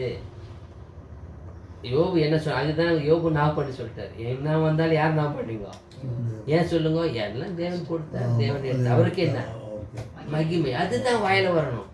அது வரக்கூடாது. அவ்வளோ அவருக்கும் தெரியாது, நித்திய ஜீவன் இப்போ தெரிஞ்சு சொல்லிக்க மாட்டோம். அதை கூட நம்ம நித்திய ஜீவன் வச்சு வச்சுக்கிறாரு. ஆனால் இந்த சரீரம் போனாலும் இன்னொரு ஜீவன் கொடுத்து போறாரு இல்லையா? இப்போ அவருக்கு தெரியாது. அவர் தெரிஞ்சிருந்தா இன்னும் பேசுங்க, இன்னும் நல்லா இருந்திருப்பாரு. இப்போ நமக்கு தெரியும், இது அழிஞ்சா இன்னொரு ஜீவன் கொடுக்க போறாரு, இது எடுத்துருந்தா போட்டோமா, யாரு எடுத்துக்கோ தெரியாம. அதுதான். ஏன்னா இது இல்லாம போனாலும் சொல்றா இல்லையா, சரீரத்தை அழிக்கிறவங்க என்ன பண்ணாதீங்க, பயப்படாதீங்க. சரீரத்தை ஆன்மாவையும் கொல்ல வல்லவருக்கு என்ன பண்ணுவா, பயப்படுங்க. அது ரெண்டுமே அவரு தான் பண்ணது. அவர்கிட்ட தான் சொல்றாரு, உங்களுக்கு சமாதானம் இருக்கும் போட்டு அவர்கிட்ட சமாதானம், தேவன்கிட்ட மட்டும் சமாதானம் அப்போஸ்தலர் மாதிரி இருக்கணும். எது வந்தாலும் சரி. இப்போ அங்கே வந்து மனைவியே பேசிச்சு, யோபு வந்து மனைவியே பேசுது, லாஸ்ட் மனைவி தான். ஆனாலும் அவர் தப்பாக நினச்சிக்கிறார. அதுதான் நான் புரிஞ்சுக்கணும். பிலிப்பியர் அது ரோமர் 2:9 படிங்க. ரோமர் 2:9. ரோமர் 2:9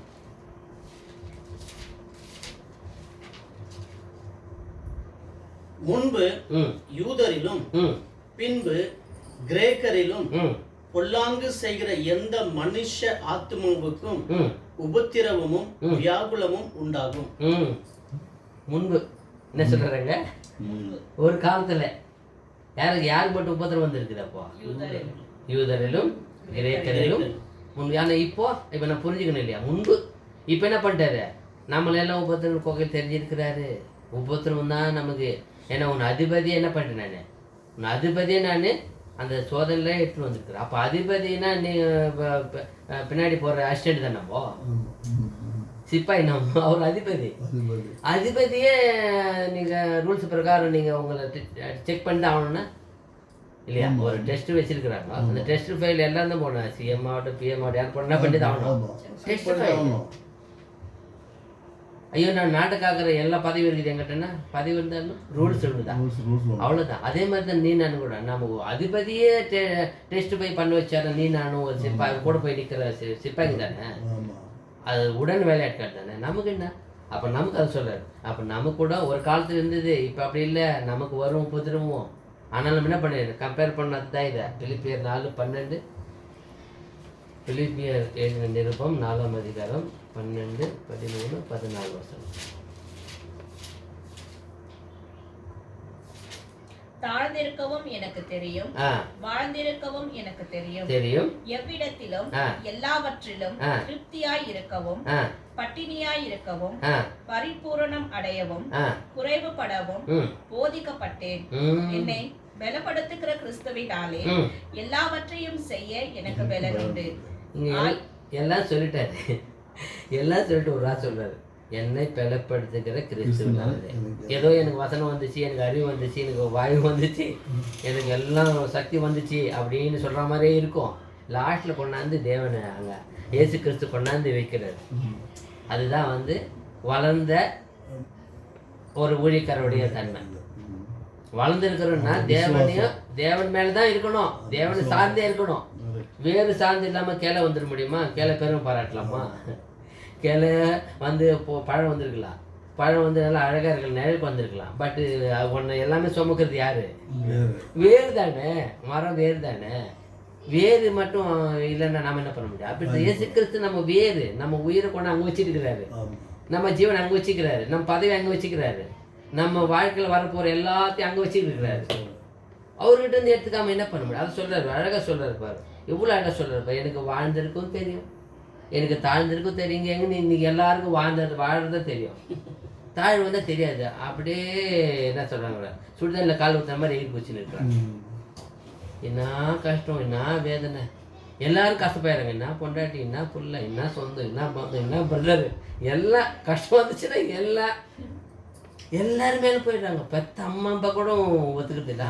நீ நாத்தி பெத்தே வந்து பூமியில் போ, எல்லாம் கோடி கோடி சேர்த்து வச்சுக்கிறேன், ஒன்றும் சேர்த்து வைக்கல. நீ எப்படி பாரு, இப்படித்தான் வந்துடுறேன். நாங்கள் பாரு, வாழ்ந்திருக்கு மட்டும்தான் தெரியும். அவங்க என்ன சொல்கிறார் பாரு, அவர் எப்பேற்பட்ட ஒரு நல்ல மனுஷன் சொல்ற என்ன சொல்றாரு, தாழ்ந்திருக்கவும் எனக்கு தெரியும், வாழ்ந்திருக்கவும் எனக்கு தெரியும். பாருங்க, தாழ்ந்திருக்கவும் வாழ்ந்திருக்கவும் ரெண்டு சொல்றாரு. அப்புறம் எவ்விடத்திலும் எல்லாவற்றிலும் திருப்தியாய் இருக்கவும் பட்டினியாய் இருக்கவும் பரிபூரணம் அடையவும். எவ்வளவு அழகா சொல்றாரு பாரு. எவ்விடத்திலும் எல்லாமாயும் நல்ல சாப்பாடு சாப்பிடுறேன், அது சாப்பாடே கிடைக்கல, பட்டினியா இருக்கிறேன். பட்டினியா எடுக்கணும்னா என்ன, ஒரு வேலை சாப்பாடு கூட போடல பண்ணி இவ்வளோ மோசம் பண்ணிட்டேன், வருத்தப்படுறதே கிடையாது. சாப்பாடு போடல, நம்ம என்ன சொல்கிறோம், என்னடா என்ன சொல்கிறது, ஒரு கோடி வித்து எதுக்குடா டைலாக் சொல்லுவோம் இல்லையா, கோட்டி வித்த கூட்டிக்கு தானே, அது ஒரு டைலாக் சொல்லுவோம். ஏன்னா எவ்வளோ வித்து கற்றுன்னு எதுக்கா, சாப்பாடுக்கு தானே, 3 வேளை சாப்பாடு தானே. அது டைலாக வரும், ஒரு கோடி வித்தையும் இந்த வயிற்றுக்கு தானே. கோடி வித்து கொடுத்துக்கிறார் கையில், இதெல்லாம் எதுக்குடா, சாப்பிட்றதுக்கு தான்டா. சாப்பாடு இல்லைன்னா சாப்பாடு முக்கியம். ஆனால் அவர் சொல்ல இருப்பாரு, எனக்கு வாழ்ந்திருக்கவும் எனக்கு திருப்தியாக இருக்கவும் பட்டினியாக இருக்கவும் தெரியுன்றார். பட்டினி வந்துச்சு, அவரை மாதிரி யாரும் அனுபவிச்சிருக்க மாட்டாங்க. நிர்வாணமாக இருந்துக்கிறார் கடலில், எவ்வளோ கஷ்டப்பாரு நிர்வாணமாக. அது நினைக்க போட்டு போடுங்கம்மா, யாருக்காண்டியா அந்த தேவ சுவிசேஷத்தை வார்த்தைக்காண்டி சொல்றதுக்காண்டி அவ்வளோ பிரயாசப்பட்ட ஒரு ஊழியக்காரர். அப்புறம்க்கா பரிபூரணம் அடையவும் குறைவுபடவும் போதிக்கப்பட்டேன். பாருங்க, பரிபூர்ணமா இருந்தாலும் சரி, அட குறைவா இருக்குது, ரொம்ப கஷ்டம், அதுக்கு போதிக்கப்பட்டேன். அப்புறம் என்னை பலப்படுத்துகிற கிறிஸ்துவினாலே எல்லாவற்றையும் செய்ய எனக்கு பலன் உண்டு. இதெல்லாம் கொண்டாந்து எங்க வைக்கிறாரு, என்னை பலப்படுத்துகிற கிறிஸ்துவினாலே எல்லாம் செய்ய எனக்கு பலன் உண்டு. பலன் எங்கிருந்து வருது? அதுதான் நம்ம மறந்துடக்கூடாது. இதுக்கு ஏன் இவங்கெல்லாம் அவ்வளோ உயர்வாக அடைஞ்சாங்க, அவங்கள பற்றி சேலஞ்ச் பண்ணாருன்னா, அவங்க தேவன் வார்த்தையை சார்ந்தே இருந்தாங்க, தேவன் ராஜ்யத்தை சார்ந்தே இருந்தாங்க. அவங்க பேச்சு, அவங்களோட சுபாவம், அவங்களோட கேரக்டர் எல்லாமே தேவன் ராஜ்யத்தை பற்றியே இருந்தது. இப்போ நமக்கு என்ன ஆச்சு, அது இந்த உலகத்தில் பார்த்து எல்லாம் பார்த்து உலகத்து மேலே போய் வந்துருக்குது, வருது, போய் வருது. அப்பப்போ ஆண்டவர் நினைப்பாரு, என்ன ஆடா இருக்குது, ஒரு நாள் அந்த ஆடா போகுது சொல்ற இல்லையா. ஒரு பக்கம் வலது பக்கம் இருக்கிற ஆடா இருக்குது, ஒரு பக்கம் இடது பக்கம் நிற்கிற ஆடா இருக்குது. 2 ஆடுக்கு ஆசீர்வாதம் வேற தெரியும் இல்லையா, இல்லையா? அப்படித்தான் என்ன, இந்த ஒரு நாளைக்கு வலது பக்கம் வருது, ஒரு நாள் இடது பக்கம். எந்த லிஸ்ட்ல வைக்கிறது இதை? அப்படிதான் ஆகுது இன்னைக்கு இந்த ஆடுங்கள், இந்த விசுவாசம் அப்படித்தான் ஆகுது. அவர் சொல்றாரு, அழகாக சொல்றாரு, எனக்கு எல்லாமே இயேசு கிறிஸ்து மூலம் என்ன இருக்குது, எல்லாம் செய்ய பலன் இருக்குது. அதுதான் வேணும், நம்ம சம்பாதிச்சுக்கணும். எப்பவுமே பாருங்க, 14 வரைக்கும் ஆயிடுச்சுக்கா. இல்லங்க, ஆகிலும் நீங்கள் என் உபத்திரவத்திலே என்னோட உடன்பட்டது நலமாய் இருக்கிறது. சொல்றாரு அவரு. கூட வந்து 4 பேர் என்ன சொல்லுவாங்க, இவன் தான் போறான், இவன் தான் அடி வாங்கி சாவும், என் வயசு ஏற்று அடி வாங்கி வைக்கிறான்ப்பா. அப்படிதான் ஆயிடுச்சாங்க, அப்படித்தான் அடிக்கிறாங்க, அடிச்சு சிரசால போட்டுருவாங்க. அப்ப கூட சொல்றாரு, என்னோட கூட நீங்க உபத்திரப்பட்டது நல்லது, எவ்வளவு பாருங்க. அதுதான் அனுபவத்தை கத்துக்குவோம், அனுபவம் வரும் பாரு. போய் அங்கே என்ன சாதாரணமான அடி இல்லை அவங்களுக்கு, அப்படி என்ன சொல்கிறேன், உயிரே போயிடுச்சு, ஒன்றுமே எடுத்து போடுற மாதிரி அடி. அப்படி அடி அடிச்சா கூட சொல்கிறாரு எத்தனை ஜெயிலில் போட்டுருவாங்க. அவங்க நினச்சாங்க ஜெயிலில் போட்டால் பவரில் போட்டுட்டா நம்ம பிரசங்கம் பண்ண மாட்டான் பார்த்துக்கலான்னு. அவர் ஜெயிலில் உட்காந்தவன் தான் புக்கு எழுத ஆரம்பிச்சாரு. பாரு எந்த அளவுக்கு தேவனை அவர் யூஸ் பண்ணுறாரு பாரு. நீ எங்கன்னா போட்டுக்கோ, நான் யார் வேலை செய்வேன் அவ்வளோதான். நீ நான் இன்னைக்கு நம்ம கொண்டு எங்கே போட்டாங்க என்ன ஆகி போச்சு, என்ன பண்ணுவீங்க? ஒரு காலம் வரும் செதறி அடிக்கப்பட்டு சொல்ல முடியாது. எல்லாமே இப்படி நடக்கும் நினைக்காதீங்க. காலம் எந்த சமயத்திலும் வரலாம், தாறுமாறு ஆயிடலாம். எங்கே போனாலும் வசனத்தை ஒன்று வச்சுக்கினா போதும். ரெவலேஷன் 1:9 என்ன சொல்லுச்சு, ரோமர் 5:3-4 என்ன சொல்லுச்சு, எப்பவுமே நம்மளை வச்சுக்கினே இருக்கணும். மத்திய 13 என்ன சொல்லுச்சு, எல்லாமே நம்ம மைண்டில் வச்சுக்கணும். அது போதும். ஆனால் பைபிள் தான் எல்லாமே தூக்கி போட்ட காலம் வந்துடும். இன்றைக்கி சகுசாக இருக்குது, 10 பைபிள் ஓப்பன் பண்ணி பார்த்துக்கலாம், எல்லாமே போயிடும். அவங்களுக்கு என்ன இருந்தது யோவான்கிட்ட என்ன இருந்தது, என்ன வச்சுக்கிறாரு போய் 13 போட்டுங்க வா பைபிளில் கொடுங்கப்பான்னு கேட்டாரா? ஒன்றுமே இல்லை. எங்கே வச்சுருந்தார் விசுவாசத்தை? அவ்வளோதான். அந்த ஆவி வந்தது, அந்த நிரம்பரை பிரேயர் பண்ணுறாரு, எல்லாம் கொடுக்குது, எல்லாம் வெளிப்படுத்துது, எல்லாம் பேசுகிறாரு. நாங்கள் அவர் தான் அதிகம் பேசுகிறோம். நாங்கள் கண்டதும், நாங்கள் தொட்டதும், நாங்கள் பார்த்ததும், நாங்கள் என்னது உற்று பார்த்ததும் கேட்டதும், என்ன மாதிரி யாரும் அந்த டைலாக்லாம் பேச முடியாது. அந்த ஆவி ஒன்னே அப்படித்தான் வச்சிருக்கிறாரு. அப்படி விசுவாசத்தை வளர்த்துக்கணும். ஏன்னா ஒரு நாள் எப்படி வரும்னு சொல்ல முடியாது. எல்லாம் ஸ்டாப் ஆகிடும், இன்டர்நெட் எல்லாம் போயிடும், நின்றுடும். என்ன கரண்ட் போய்டும், எதுவும் இருக்காது. எல்லாம் வாழ பழகணும்னு சொல்கிறார் இல்லையா? எனக்கு எல்லாமே இருக்கு, என்ன இருக்குது கற்றுக்கொண்டேன்னு சொல்கிறாரு. இப்போ வாழ்ந்திருக்கவும் தாழ்ந்திருக்கவும் நான் போதிக்கப்பட்டேன். அதுக்குத்தான் நமக்கு போதிச்சிருக்கிறார். இந்த வசனத்தை எப்பவும் நம்ம வச்சுக்கணும். ஐயோ என்ன நிலைமை வந்துச்சு ஆண்டவர், அவர் நினச்சா என்ன ஒன்று சேர்ந்து செய்வார் நம்மளை. அதை நம்ம புரிஞ்சுக்கணும். ஆயிடுச்சாக்கா 14 வரைக்கும். அப்போஸ்தலர் 14:22 இன்னும் ஒரு 4 வசனங்கள் முடிச்சிடலாம். அப்போஸ்தலர் 14ஆம் அதிகாரம் 22ஆம் வசனம். அப்போஸ்தலர் சீஷருடைய மனதை திடப்படுத்தி விசுவாசத்திலே நிலைத்திருக்கும்படி அவர்களுக்கு புத்தி சொல்லி நாம் அநேக உபத்திரவங்களின் வழியாய் தேவனுடைய ராஜ்யத்தில் பிரவேசிக்க வேண்டும் என்று சொன்னார்கள். அதுதான் போய் இன்னைக்கு எல்லாமே சொல்லணும். யார் உடம்பு சரியில்லாம இருந்தாலும் சரி, அவங்க சொல்லிட்டு போயிடுவாங்க தான். பிரதர் இந்த வசனம் சொல்லுது பிரதர், அநேக உபத்திரத்தின் வழியாக தான் நம்மளுக்கு தெரிஞ்சுக்கினாரம் பிரதர் ஆண்டவர். நீ ஏன் கவலைப்படுற, நாங்கள் எல்லாம் இருக்கிறோம் கூட. எங்கள் உயிர் உன் உயிர் இல்லையா? இது போதும், நீ ஒன்றும் கொடுக்க வேண்டியதே இல்லை. உட்காந்து ஊக்கமாக எல்லாம் ஜெபம் பண்ணி இந்த வார்த்தை சொன்னால் போதும், அந்த ஆத்மா எழுந்து ஓட ஆரம்பிச்சிடும். பிரதர் இந்த வசந்தப்படி 14:22 என்ன சொல்லிச்சு பிரதர்? சீஷருடைய மனதை திடப்படுத்தி விசுவாசத்தை நிலைத்திருக்கும்படி அவர்களுக்கு புத்தி சொல்லி நாம் அநேக உபத்திரவங்களின் வழியாய் தேவனுடைய ராஜ்யத்தில் பிரவேசிக்க வேண்டும் என்று சொன்னார். வெறுமே சொல்ல வேண்டியதில்லை. அநேக உபத்திரம் வருமாப்பா. இதெல்லாம் இயேசு கிறிஸ்து அனுபவிச்சிருக்காரு, அப்போஸ்தலர் அனுபவிச்சிருக்கிறாங்க, நம்ம பிரதர்ஸ் எல்லாம் அனுபவிக்கிறாங்க. நமக்கு ஒன்றும் இல்லை. இங்கே கொஞ்சம் காலம் தான். எங்கே போகிறோம் நம்ம?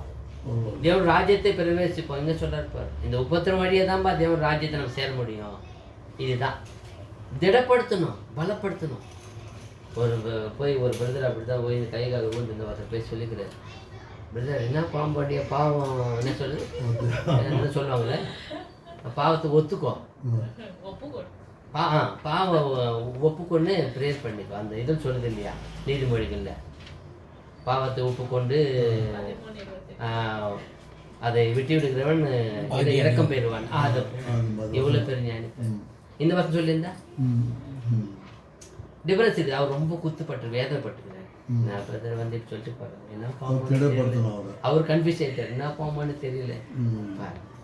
நிலைமை யாருக்கு என்ன வரும்னு சொல்ல முடியாது. நாம என்ன பண்ணோம், ஒரே வார்த்தை தான். அவனை என்ன பண்ண, அந்த ஆத்மா என்ன பண்ணணும், தேவனுக்குள்ள திடப்படுத்தணும். என்ன சொல்றாங்க, என்ன பண்ணாருங்க மேல, என்ன பண்ணாரு அவரு, என்ன பண்ணாரு? 22 படிக்க போறோம். சீஷருடைய மனதை திடப்படுத்தி, அதுதான், வேற ஒண்ணும் பண்ணல. ஃபர்ஸ்ட் போய் நம்ம சகோதரன் நம்ம எல்லாமே சிரிச்சிருக்காங்க, என்ன பண்ணணும், திடப்படுத்தணும். போய் சமாதானப்படுத்திட்டு வா, ஐசின் வா, போன ஒரு ஐசின் வானா போய் என்ன பண்ணக்கூடாது, தனியாக ஆரம்பிச்சுன்னு சொல்லக்கூடாது இல்லையா? எவ்வளோ பெரிய தவறான எண்ணம், வார்த்தை தவறு இல்லையா? பிரிஞ்சு போகிற என்ன பண்ணப்போ ஒட்ட வைக்கணும். அதுதான் வந்து ஏற்றுக்கிறது விசுவாசம். நீ பிரிச்சு விடுறன்னா அது இயேசு கிறிஸ்து விசுவாசம் இல்லை, அது வேற விசுவாசம். என்ன சொல்ற அழகா, ஃபர்ஸ்ட் சிஸ்டர் மனதை திடப்படுத்தி நிலைத்திருக்கும்படி அவர்களுக்கு புத்தி சொல்லி நாம் அநேக உபத்திரவங்களின் வழியாய் தேவனுடைய ராஜ்யத்தில் பிரவேசிக்க வேண்டும் என்று சொன்னார்கள். அவ்வளவுதாங்க, சிம்பிளா சொல்லிட்டு பாருங்க. ஃபர்ஸ்ட் திடப்படுத்தணும், அவங்களுக்கு புத்தி சொல்லணும், அவங்கள நம்ம இதெல்லாம் கஷ்டத்தமா நம்ம தேவ ராஜ்யத்துக்கு போறது சும்மாவா? அப்போ சொல்ல காமிச்சா போதும். இது பாருங்க, இவங்களும் அப்படித்தான் பண்ணிக்கிறாங்க. அவ்வளவுதான் பாருங்க. ரோமன் 8:36 நல்ல வசனம், எப்பவுமே படிக்கத்தான். 36, 37, 38, 39 இருக்குது. கிறிஸ்துவின் அன்பை விட்டு நம்மை பிரிப்பவன் யார்? உபத்திரவமோ, வியாகுலமோ, துன்பமோ, பசியோ, நிர்வாணமோ, நாசமோசமோ, பட்டயமோ, இவை எல்லாவற்றிலேயும் நம்மில் அன்பு கூறுகிறவராலே முற்றும் ஜெயம் கொள்ளுகிறவர்களாய் இருக்கிறோமே. பாருங்க, எது வந்து நம்ம என்ன பண்ண முடியும்? எப்படி வந்து அவங்க என்ன பண்றாங்க பாருங்க. இது வந்தாலும் சரி. ஃபர்ஸ்ட் என்ன சொல்றாரு? வியாகுலமோ, என்ன சொல்றாரு?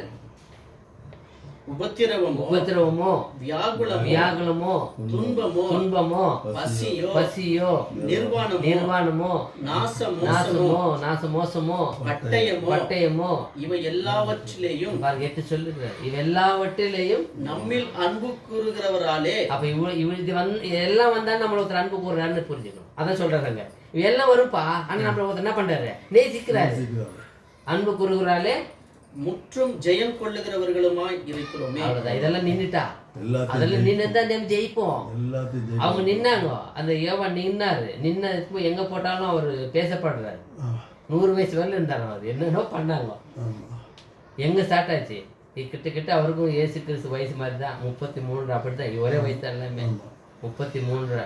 அவர் எவ்வளவு வயசு அதுக்கப்புறம் இதாப்பா 67 வருஷம்.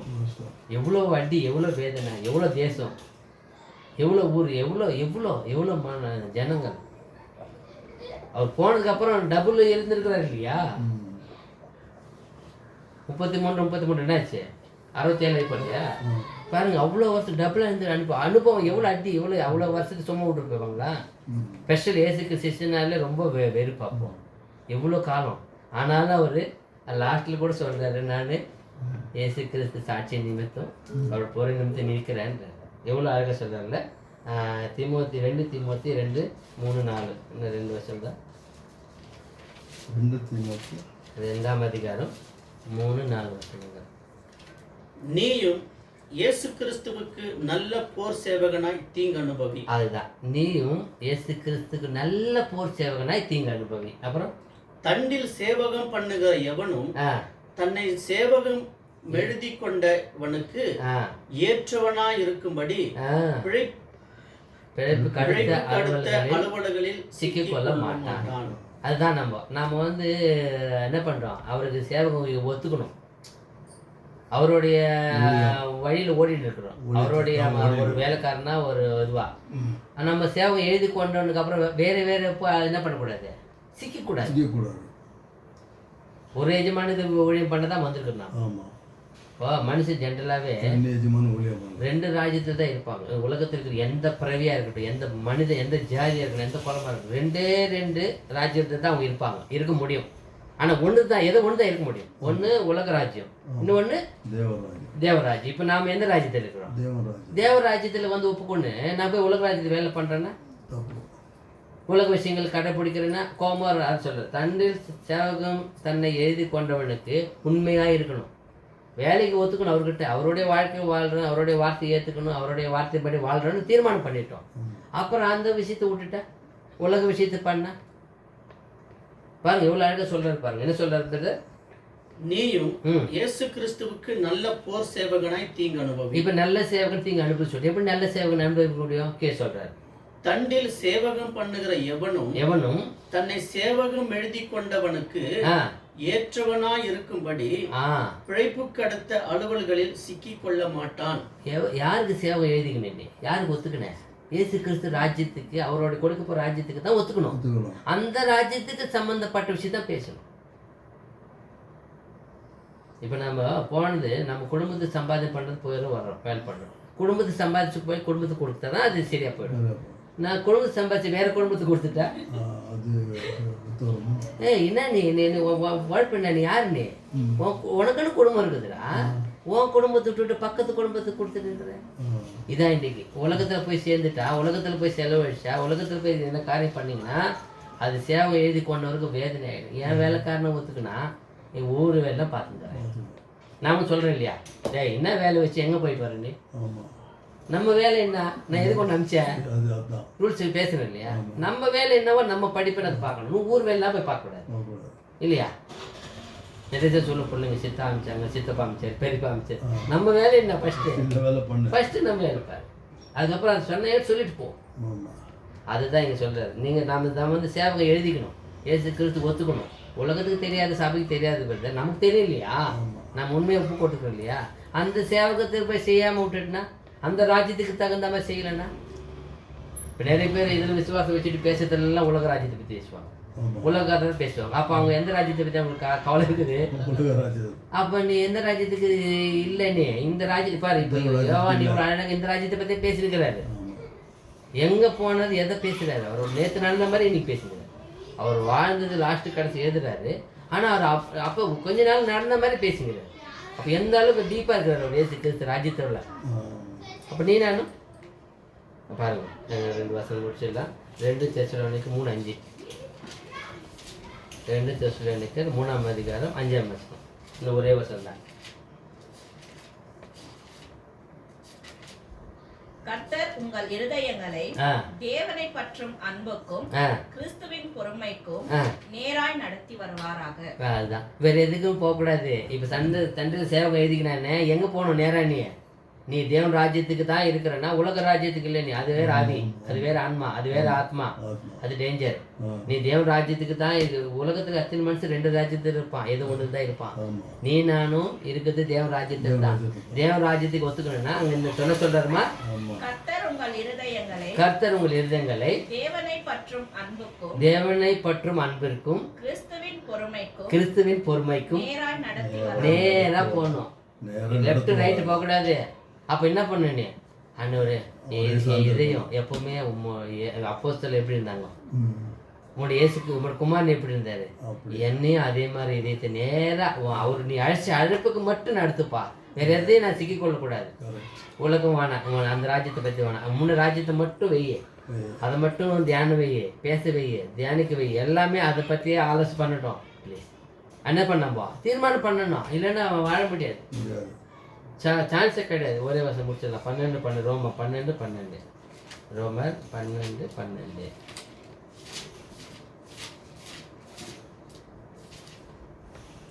நம்பிக்கையிலே சந்தோஷமாயிருங்கள், உபத்திரவத்திலே பொறுமையாயிருங்கள், ஜெபத்திலே உறுதியாய் தரித்திருங்கள். அவ்வளவுதாங்க. நம்ம நேரா போகணும்னு சொன்னா இது 3 இல்லைன்னு போக முடியாது.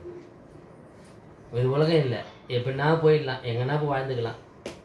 எங்கன்னா போய் என்னென்னா கூட நீ எப்படி அவங்க மாதிரியே இருந்தேன்னா போதும். திருடங்கிட்ட போட திருட மாதிரி இருக்கணும், கொலைக்காரங்கிட்ட போனால் கொலைக்கார மாதிரி இருக்கணும். வேஷம் போட்டுக்கலாம், அந்தந்த வேஷம் போட்டுக்கலாம். இங்கே அப்படி கிடையாது.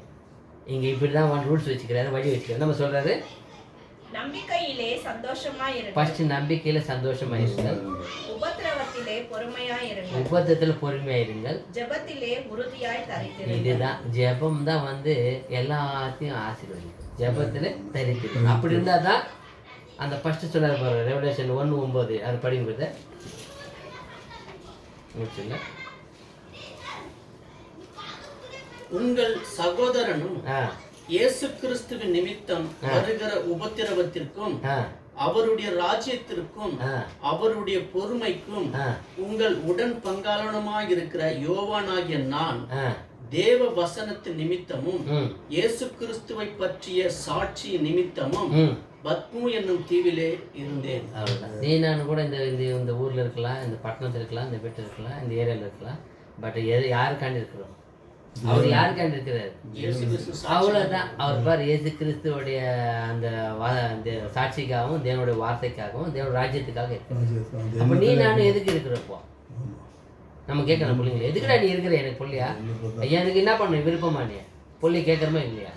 சேம் நம்மளும் அவர் பிள்ளைய ஏற்றுக்கிறார். நம்மளுக்கு கேட்போம், நீ எதுக்கடா இருக்கிற பூமியில்? ஐயா சுவாமி உன் பிள்ளையா வாழ்கிறேன். இயேசு கிறிஸ்து தான் வாழ்ந்து காமிச்சார், அப்போஸ்தலர் வாழ்ந்து காமிச்சார். நீ நான் கூட தீர்மானம் பண்ணிக்கலாம், ஆண்டவரே இந்த வார்த்தை கொடுத்த இன்னும் உயிர் உள்ள வரை நான் எதுக்கு இந்த பூமியில் இருக்கணும், அது உம்முடைய வார்த்தைக்காண்டி உம்முடைய உமான சாட்சியாகும் நீ உன் ராஜ்யத்துக்காக மட்டும் இங்கே வாழ்கிற மாதிரி எனக்கு அந்த ஆன்மாவை அறிவை ஆவி கொடுப்பான். அவரை வேண்டிய தேவன் அப்படியே ஆசீர்வாதம் நடத்துவாராக. இந்த சமயத்தை கொடுத்த தேவனுக்கும் சகோதரர்களுக்கும் அனைவருக்கும் நன்றி, வணக்கம்.